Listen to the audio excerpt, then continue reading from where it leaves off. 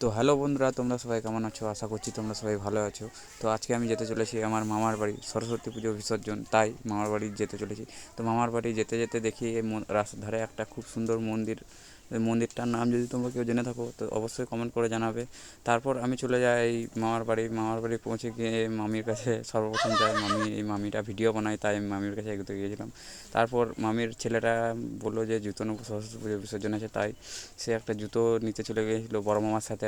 মালটার জুতো পছন্দ হচ্ছিল না, তাই মামা একটু রেগে গিয়েছিল। তারপর শেষমেশ একটা জুতো পছন্দ হয়ে গেলো।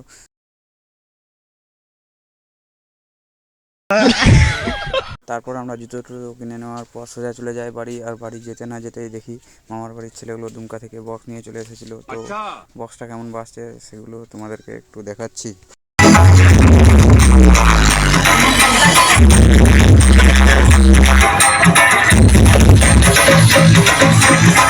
তো আমার এই ছোট্ট ভিডিওটা তোমাদের যদি ভালো লাগে থাকে তাহলে একটা লাইক, কমেন্ট অ্যান্ড শেয়ার করে দিও। টাটা, বাই বাই, দেখা হচ্ছে নেক্সট ব্লগে।